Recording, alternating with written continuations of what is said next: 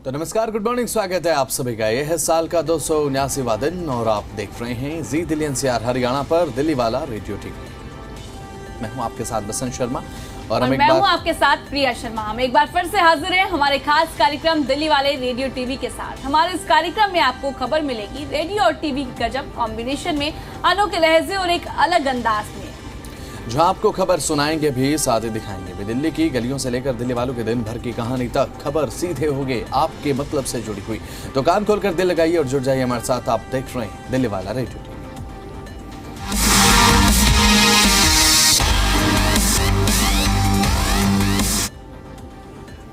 तो कार्यक्रम की शुरुआत इस खबर के साथ, क्योंकि अब मौसम का मिजाज बदलता हुआ नजर आ रहा है प्रिया। क्योंकि मौसम का मिजाज राजधानी दिल्ली में जिस तरह से बदला है, दरकार थी दिल्ली के लोगों को मौसम बदलने की। भाई मौसम में एक थोड़ी सा एक बदलाव अगर हो जाए तो गर्मी से राहत भी मिले।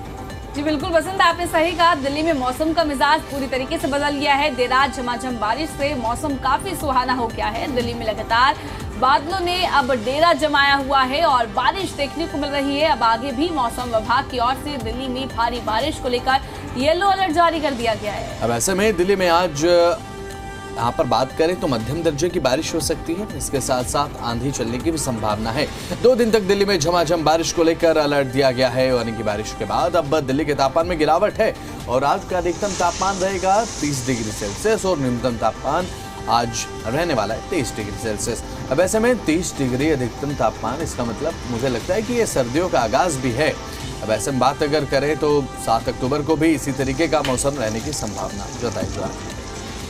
बिल्कुल बसंत, आपने सही कहा। मौसम पूरी तरीके से बदल गया है, काफी सुहाना हो गया है। जिस तरीके से गर्मी की जो है मार देखने को मिल रही थी दिल्ली वालों पर, अब सीधे तौर पर गर्मी से राहत मिली है। बारिश का मौसम हो गया है, काफी सुहाना हो गया है।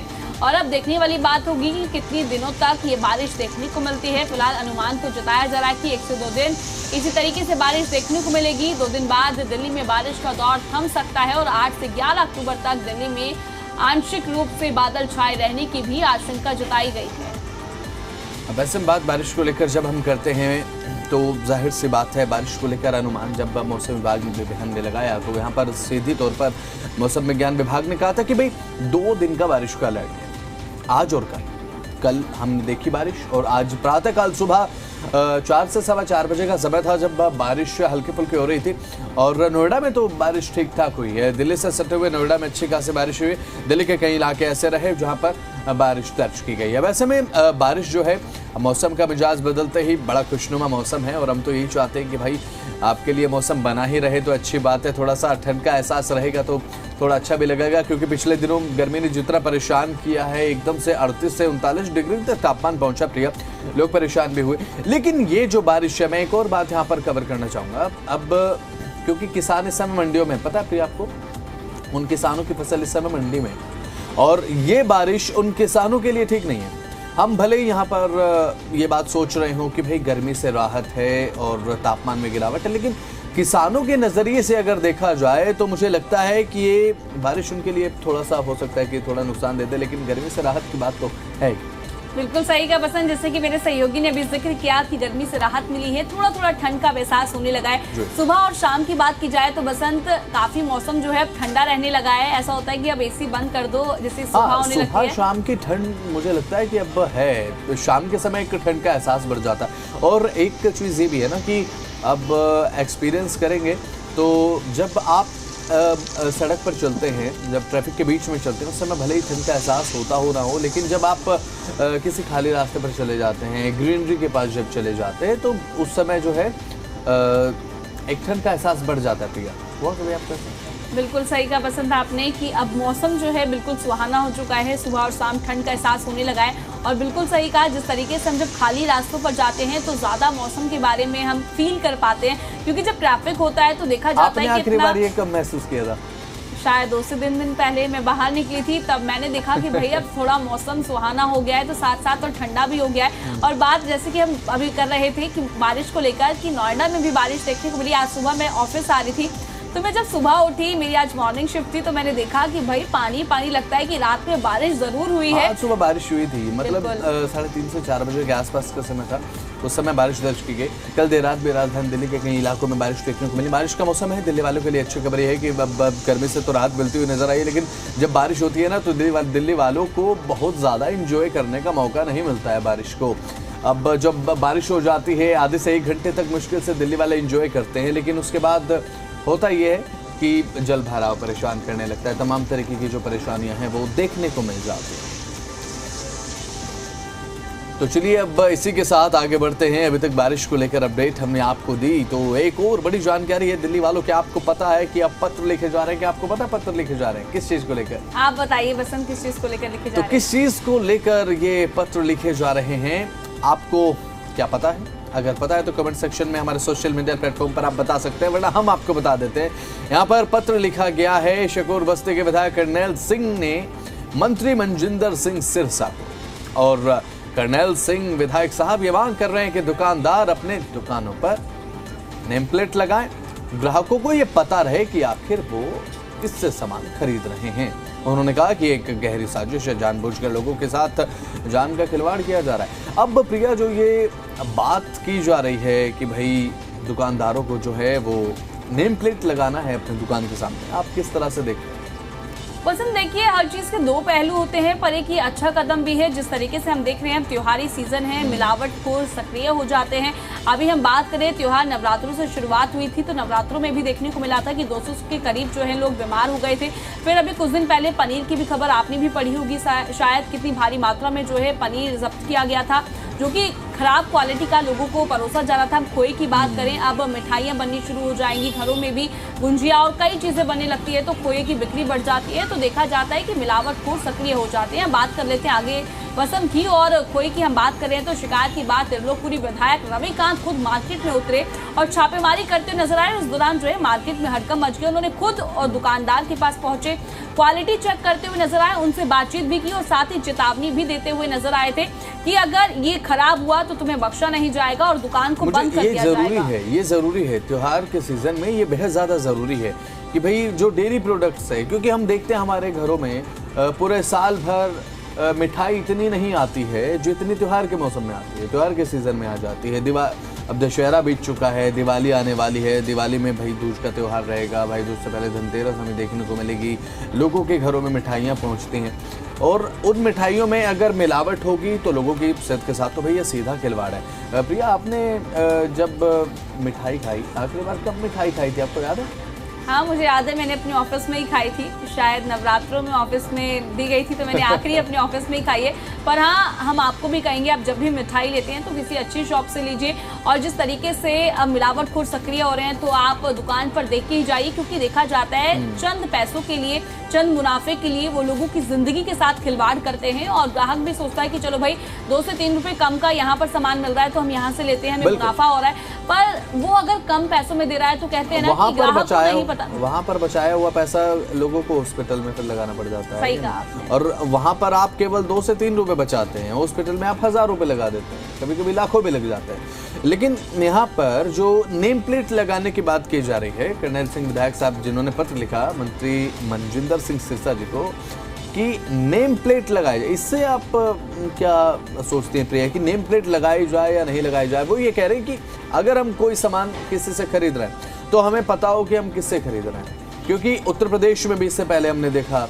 अब ये जो प्रचलन है ना, बड़ा योगी मॉडल के नाम से बहुत फेमस हुआ था कि भाई योगी, और साथ ही साथ हाँ, योगी जी को उन्होंने बधाई भी दी है कि इस मॉडल को आपने इम्प्लीमेंट करा दिया अपने राज्य में, कि कोई भी किसी से कुछ खरीदता है त्योहार के मौसम में, चाहे एक बात कांवड़ यात्रा की हो, चाहे किसी भी धार्मिक यात्रा की हो जो हिंदू की आस्था से जुड़ा हो, और चाहे एक बात किसी भी धर्म की कर लीजिए, केवल हिंदुओं को लेकर नहीं, सभी की अपनी आस्था होती है, सभी की आस्था का सम्मान होना चाहिए। और उन्होंने ये बात कही है कि अब नेम प्लेट लगाने से हमें ये जानकारी रहेगी कि हम किससे खरीद रहे हैं और क्या खरीद रहे हैं। वो तो खैर पता रहता ही है कि क्या खरीद रहे हैं, लेकिन किससे खरीद रहे हैं उसकी पहचान जानना बेहद जरूरी है। आप क्या सोचते हैं प्रिया, इस पे होना चाहिए या नहीं होना चाहिए? मेरे हिसाब से तो होना चाहिए। बसंत देखिए, सभी स्वतंत्र रहे और हम भी अगर किसी शॉप से सामान लेते हैं तो हमें पता होना चाहिए कि भाई ये है कौन, हम किससे सामान ले रहे हैं, और सबकी अपनी इच्छा होती है, अपनी राय होती है, और मैटर ये करता है कि लोग क्या चाहते हैं, जो सामान खरीद रहे हैं वो क्या चाहते हैं, वो चाहते हैं नहीं चाहते, क्योंकि अब ऑलमोस्ट देखा जा रहा है कि लोग भी चाहते हैं कि नेम प्लेट लगाई जाए कि हमें पता हो कि हम सामान आखिर ले कहाँ से रहे हैं।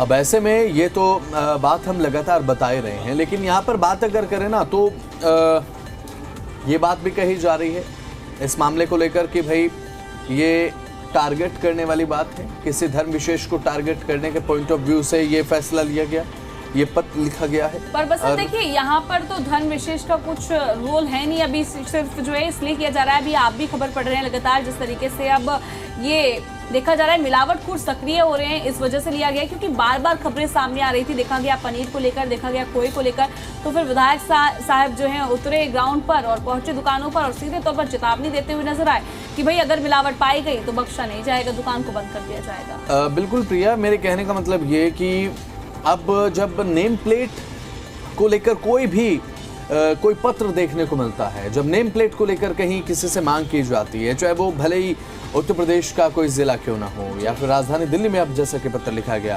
कैबिनेट मंत्री मनजिंदर सिंह सिरसा को, तो नेम प्लेट को लेकर आप इनडायरेक्टली ही बात क्यों ना कर लें, तो इसको जोड़ दिया जाता है कि धर्म विशेष को कहीं टारगेट तो नहीं किया जा रहा, लेकिन इसके पीछे ऐसी कोई वजह नहीं है।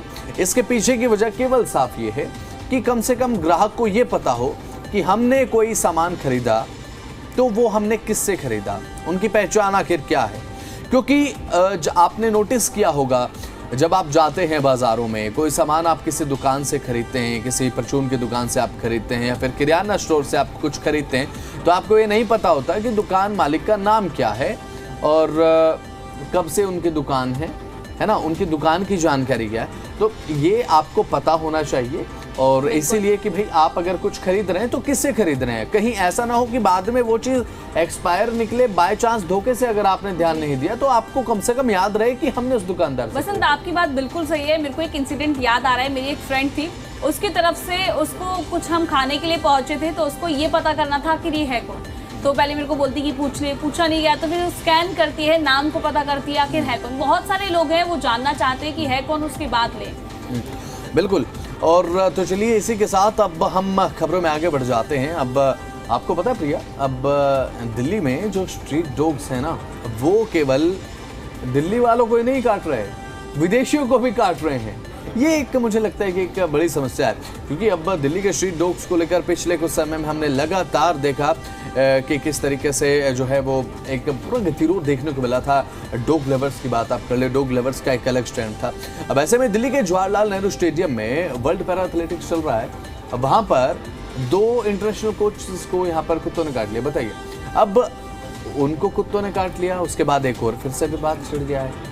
विवाद क्या है, आपको इस बारे में जानकारी है? बिल्कुल वसंत, जानकारी है। एक बार देखिए, विवाद छुड़ चुका है कि भाई अब ये जो कुत्ते हैं वो सिर्फ भारत वालों को नहीं काट रहे हैं, वो बाहर वालों को भी काट रहे हैं। ये बहुत बिल्कुल ये लगातार देखा जा रहा है। तो दिल्ली के जवाहरलाल नेहरू स्टेडियम में वर्ल्ड पैरा एथलेटिक्स चैंपियनशिप 2025 का आयोजन इस समय चल रहा है। अब क्योंकि बात अगर करें तो आवारा कुत्तों के आतंक से एक दहशत का माहौल है। ये जो आयोजन था, हालांकि अब ऐसे में ये आयोजन एक सफल आयोजन रहा, सफल आयोजन के रूप में से देखा गया, लेकिन ये कुत्तों ने यहाँ पर कीनिया और जापान के कोच पर हमला कर दिया। बताइए अब इससे क्या रिफ्लेक्ट होगा इंटरनेशनली प्रिया, कि यहाँ पर अगर विदेश का कोई कोच जा रहा है भारत में किसी पैरा एथलेटिक्स में चैंपियनशिप में भाग लेने के लिए, तो क्या वो सुरक्षित है?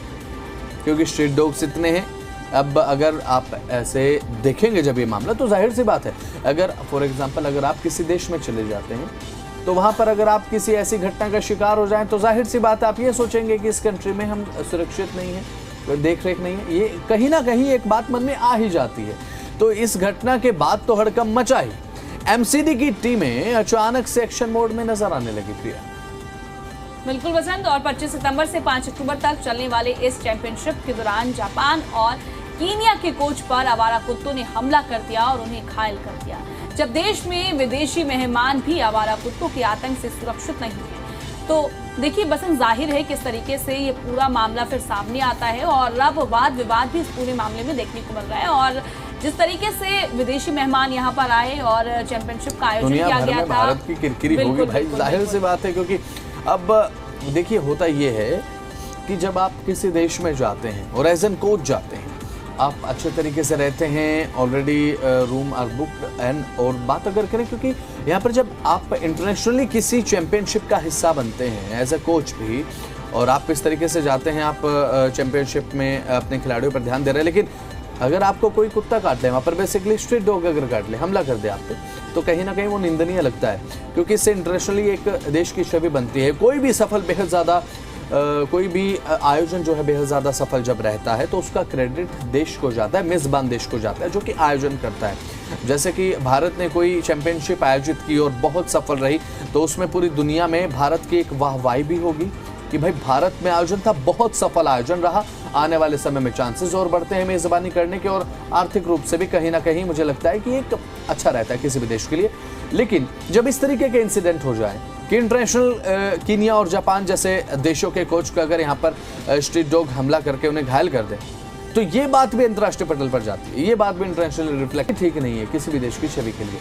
तो इस पर ध्यान देना चाहिए, स्ट्रीट डॉग्स की तरफ ध्यान देना बेहद ज़्यादा ज़रूरी है। तो इस पर मुझे लगता है कि एमसीडी की टीमें लगातार अपनी जो गश्त है वो बढ़ाएं, और वर्ल्ड पैरा एथलेटिक्स चैंपियनशिप जो चल रही है इसमें थोड़ा अभी तो खैर मैं माफ़ी चाहूँगा क्योंकि चैंपियनशिप तो खत्म हो चुकी है, लेकिन ये मामला लगातार इस समय सुर्खियों में है। तो अब ये तो हमने बताया किस तरीके से एक आवारा कुत्तों का आतंक यहाँ पर केवल देश के लोगों तक ही सीमित नहीं है, विदेश के लोग भी कहीं ना कहीं अब शिकार होते हुए नजर आए, और छोटे मोटे नहीं जानी मानी हस्तियाँ। तो अब बात कर लेते हैं, दशहरा जा चुका है, दिवाली आने वाली है, और इसी बीच तैयारियां किस चीज़ की हैं पता है प्रिया? छठ पर्व। तो बताइए फिर, आगे पता है तो। बिल्कुल, बात कर लेते हैं छठ पर्व को लेकर अब तैयारियां जोरों शोरों से देखने को मिल रही है। मुख्यमंत्री रेखा गुप्ता भी एक्स पर पोस्ट करते हुए नजर आई। उन्होंने कहा कि आस्था के महापर्व छठ पूजा की पावन अवसर पर दिल्ली सरकार की ओर से यमुना किनारे सभी घाटों का भव्य और व्यवस्थित स्वरूप देने की तैयारियां जोरों शोरों पर है, और इस वर्ष यमुना तट पर 1000 से ज्यादा घाट तैयार किए जा रहे हैं। यमुना के हर घाट पर जो है अब भक्ति और आस्था का जो है एक नजारा देखने को मिलेगा, प्रयास किया जाएगा इसको लेकर। जी, तो यमुना के हर घाट से भक्ति, आस्था और एकता का एक अद्भुत दृश्य दिखाई दे, यही प्रयास है दिल्ली सरकार का, और ये कहना है मुख्यमंत्री रेखा गुप्ता का। आस्था का महापर्व है छठ पर्व, और आस्था के महापर्व को लेकर जब तैयारी की जाती है तो बेहद ज़्यादा तैयारी होती है, और मुझे लगता है कि प्रिया छठ को लेकर तैयारियां बेहद ज़्यादा होनी भी चाहिए, क्योंकि छठ महापर्व को लेकर केवल दिल्ली में ही नहीं पूरे देश में उत्साह देखने को मिलता है। बिल्कुल बसंत, आपने सही कहा। जिस तरीके से तस्वीरें सामने आती है, हम भी देखते हैं, घाटों का इंतजाम किया जाता है और एक दिल्ली सरकार की तरफ से अच्छी पहल की जा रही है, पर कहीं ना कहीं अब विपक्ष दिल्ली सरकार को घेर भी रहा है। कहते हुए नजर आ रहे हैं कि दावे वादे होते हैं, धरातल पर ऐसा कुछ नहीं किया जाएगा, वो देखने वाली बात होगी। पर अब दिल्ली सरकार जो है तैयारियों में जुट चुकी है घाटों को लेकर, और बताया जा रहा है का रंग बड़ा अनोखा रहता है प्रिया। छठ महापर्व जब आता है ना तो एक अलग ही छटा देखने को मिलती है, वो गलियों में गाना बजाना, और साथ ही यमुना घाट पर जब आप देखते हैं तो एक मेला लगा हुआ नजर आता है, और उस समय दिखती है यमुना के घाट पर, यमुना तट पर एक आस्था और परंपरा का संगम जो दिखाई देता है, एक पूजा के साथ एक वो बड़ा विहंगम दृश्य लगता है जब आप देखते हैं यमुना किनारे सजे हुए हैं, घाटों को दुल्हन की तरह सजा दिया गया है, पूजा पाठ का कार्यक्रम यमुना किनारे चल रहा है, और उसके बाद एक पूरा छठ महापर्व पूरे विधि विधान के साथ जब मनाया जाता है तो अलौकिक दृश्य होता है और अपने आप में खास रहता है। और जब छठ महापर्व बहुत बड़े स्तर पर मनाया जाता है, क्योंकि भारत में, और ये केवल भारत ही नहीं बल्कि दुनिया भर की हेडलाइंस में नजर आता है कि भारत में कितने भव्य तरीके से छठ महापर्व को मनाया गया। तो छठ का मजा लीजिए, और क्योंकि छठ का महापर्व एक ऐसा पर्व है जिस पर दुनिया भर की निगाहें रहती हैं, क्योंकि भारत के जो त्यौहार हैं वो अलौकिक हैं और अद्भुत हैं। तो छठ का त्यौहार आ रहा है। अब छठ के त्यौहार से पहले पूरी तरीके से यमुना को लेकर भी जायजा लिया जा रहा है कि यमुना सफाई को लेकर भी एक सुनिश्चितता हो सरकार की तरफ से कि जो जल है वो साफ हो। लगातार विपक्ष भी ये बात कह रहे हैं कि भाई यमुना साफ होनी चाहिए। तो मुझे लगता है कि एक विपक्ष को ये बात उठानी भी चाहिए कि यमुना सफाई का जो मुद्दा है वो बेहद ज़्यादा क्रिटिकल भी है, और छठ से पहले यमुना सफाई पर दिल्ली सरकार ध्यान भी दे रही है। लगातार पानी की गुणवत्ता को जांचा जा रहा है और घाटों को सजाया जा रहा है। 1000 घाट तैयार हो रहे हैं दिल्ली वालों आपके लिए। क्या आपको इस बारे में पता है? क्योंकि छठ का महापर्व बहुत बड़े स्तर पर मनाने की तैयारी कर रहे हैं मुख्यमंत्री रेखा गुप्ता, और कहा कि छठ के पर्व पर दृश्य अद्भुत हो, अलौकिक हो, अविस्मरणीय हो, ये प्रयास है दिल्ली सरकार का। लेकिन जब छठ महापर्व को लेकर तैयारी देखने को मिलेगी तो देखने को मिलेगा प्रिया कि आखिर हुआ क्या। है कि नहीं? बिल्कुल आपने सही कहा बसंत। देखिए छठ पर्व आ रहा है और जब छठ पूजा कहते हैं ना कि इतनी आसान नहीं होती है, क्योंकि जब हम तस्वीरें भी देखते हैं इतने टाइम तक पानी में खड़े रहना और भूखा रहना। तो ठीक है, इसी के साथ अब हम खबरों में बसंत आगे बढ़ लेते हैं। कफ सिरप से बच्चों की मौत पर अब दुख जताया जा रहा है। बच्चों की मौत पर अब मनजिंदर सिंह सिरसा का बयान सामने आया है। उनकी तरफ से क्या कुछ कहा गया है वो भी आपको बताएंगे। वो इस पूरे मामले पर दुख जताते हुए नजर आए। बिल्कुल। और खबर ये भी है कि मध्य प्रदेश और राजस्थान में कफ सिरप से बच्चों की जो मौत हुई, इस मामले में केंद्र सरकार पूरी तरह से एक्शन मोड में है। सख्त हो चुका है पूरा केंद्र कि भाई ये जो हुआ ये बर्दाश्त करने लायक नहीं है। अब कफ सिरप पीने से अगर बच्चों की मौत होगी तो आखिर कैसे चलेगा भाई? मौसम बदल रहा है, बीमारियां बच्चों को घेरे खड़ी हैं। अगर बच्चों को कफ सिरप नहीं पिलाया जाएगा तो आखिर क्या पिलाया जाएगा उन्हें ठीक करने के लिए? और कफ सिरप अगर बच्चों की मौत का कारण बनेगा तो ये बहुत क्रिटिकल है और इसे लेकर एक्शन बेहद जरूरी है। केंद्र ने साफ तौर पर यह कह दिया है कि अगर यहाँ पर सिक्योरिटी पैरामीटर्स के साथ साथ जो तय मानक हैं उनको नहीं माना गया तो दवा निर्माता कंपनियों का लाइसेंस भी कैंसिल होगा। केंद्रीय स्वास्थ्य सचिव पुण्य सलीला श्रीवास्तव ने एक हाई लेवल मीटिंग बुलाई। राज्य और केंद्र शासित प्रदेश इसमें शामिल हुए और ये बैठक खांसी की दवाइयों की गुणवत्ता और उनके सही इस्तेमाल को लेकर की गई थी।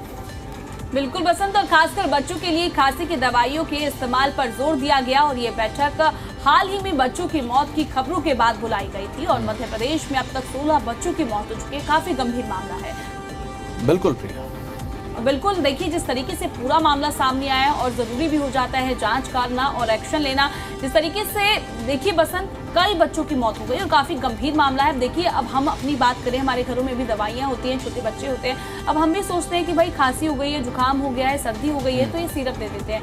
पर अब देखिए जिस तरीके से घर वालों ने बच्चों को सिरप दिया, इतने बच्चों की मृत्यु हो जाना, घर का चिराग चले जाना, कितने बच्चों की मौत हो गई। काफी गंभीर मामला और एक्शन लेना भी जरूरी मामला तो है। और जांच में पता चला है कि यहाँ पर कोल्ड्रिप नाम की खांसी की दवाई में DEG यानी कि डाइथिलीन ग्लाइकोल तय सीमा से ज्यादा था। और ये एक ऐसा केमिकल कंपाउंड रहता है किसी भी दवाई में, जब कफ सिरप में जो डाइथिलीन ग्लाइकोल है वो बेहद बात अगर करें जो एक निर्धारित वैल्यू होती है किसी भी दवाई को जब बनाया जाता है, जब उसमें सोल्ट डाले जाते हैं तो सोल्ट की जो मात्रा है, सीमा है, वो निर्धारित होती है, पहले से तय रहती है। और इन मेडिकल पैरामीटर्स को मानना बेहद ज़रूरी है क्योंकि आप ये दवाई नहीं बना रहे हैं, आप किसी की जान को बचाने के लिए, किसी की तबीयत को ठीक करने के लिए एक फॉर्मूला तय कर रहे हैं जो कि लोगों की बॉडी में जाएगा, जो कंज्यूम किया जाएगा, इस दवाई को खाया जाएगा। और ये दवाई किसी के लिए एक राहत बन सकती है। अगर यहाँ पर तय मानकों से ज़्यादा कोई सॉल्ट डाल दिया गया तो वो तो बहुत बड़ी आफत बन सकती है और देखने को वो भी मिला। तो बच्चों को कफ सिरप दें तो उसका नाम देख लें, ब्रांड देख लें, एक्सपायरी देख लें, उसके बाद अपने बच्चे को कफ सिरप पिलाएं। ये आपके लिए इंपॉर्टेंट है, आपके बच्चों की जिंदगी बेहद ज़्यादा कीमती है। तो चलिए इसी के साथ आज बात कर लेते हैं राजधानी दिल्ली में ईंधन के रेट आखिर क्या है, यानी कि पेट्रोल, डीजल और CNG के दाम आखिर राजधानी दिल्ली में क्या है। अगर आप दिल्ली में आज पेट्रोल खरीदेंगे तो आपको प्रति लीटर के हिसाब से 94 रुपये 72 पैसे चुकाने होंगे। डीजल की कीमत है 87 रुपये 62 पैसे प्रति लीटर। CNG की कीमतें क्या है? 75 रुपये 9 पैसे प्रति किलोग्राम है। और नोएडा की भी बात कर लेते हैं कि नोएडा में पेट्रोल के दाम कितने पहुंच चुके हैं और CNG के दाम कितने पहुंच चुके हैं। पेट्रोल की बात करें तो 94 रुपये 67 पैसे प्रति लीटर में है। और साथ ही अब आपको CNG के दाम भी बता देते हैं, 87 रुपये और 75 पैसे प्रति लीटर। और CNG की कीमत है 84 रुपये 70 पैसे प्रति किलोग्राम के हिसाब से। CNG जो है अब वो थोड़ी सी ज़्यादा महंगी है। मुझे लगता है कि अब नोएडा गुरुग्राम की बात करें एज़ कम्पेयर टू दिल्ली, क्योंकि दिल्ली में CNG के जो दाम है वो कम है, लेकिन CNG डलवाने के लिए अगर नोएडा वाले दिल्ली चले जाएंगे तो मुझे लगता है कि कोई फ़ायदा होने वाला नहीं है। इतनी CNG तो जाने में खर्च हो जाएगी। और सोने चांदी की कीमतों का जिक्र कर लेते हैं। पेट्रोल डीजल के दाम हमने आपको बताया, तो अब बात कर ली जाए सोने और चांदी की, यानी कि गोल्ड एंड सिल्वर। सोने चांदी की कीमतों में लगातार बढ़ोतरी जारी है भाई साहब, और रोज नए नए रिकॉर्ड बन रहे हैं। नवरात्रि पर्व पर हमने देखा पिछले दिनों में किस तरीके से सोना छलांग लगाता नजर आया, लेकिन अब दशहरा बीत चुका है, दिवाली आने को है। 24 कैरेट सोने की कीमत है 1,16,950 रुपये प्रति 10 ग्राम के हिसाब से। चांदी की कीमत है 1,54,900 रुपये प्रति किलोग्राम के हिसाब से। बिल्कुल पसंद। देखिए जिस तरीके से सोने चांदी के दाम बढ़ रहे हैं, कि आप सोच रहे हैं कि सोना चांदी खरीदने के लिए? मैं तो अभी फिलहाल बिल्कुल नहीं सोच रहा हूँ प्रिया, हालांकि दाम जो है बेहद ज़्यादा है। 1,16,950 रुपये प्रति 10 ग्राम के हिसाब से दाम देखने को मिला है। चांदी की कीमत भी अब हाई हो चुकी है, 1,54,900 रुपये। तो ये तमाम बातें हमने आपको बताई जो आपके लिए जो है ना बेहद ज़्यादा ज़रूरी थी। और दिल्ली वाले रेडियो टीवी में हम अक्सर ऐसी दिलचस्प खबरें आपके लिए लाते रहते हैं जो आपके लिए जानना ज़रूरी है। भाई सरकार आपके लिए क्या कर रही है, आपके क्षेत्र में मौसम कैसा है, और नई गतिविधियां हलचल जो लगातार चलती रहती हैं आपके लिए जो जानना ज़रूरी है हम आपको बताते हैं। तो चलिए फिलहाल इस कार्यक्रम में आज के लिए इतना ही। फिलहाल इसी के साथ इस कार्यक्रम की यहीं पर समाप्ति। नमस्कार।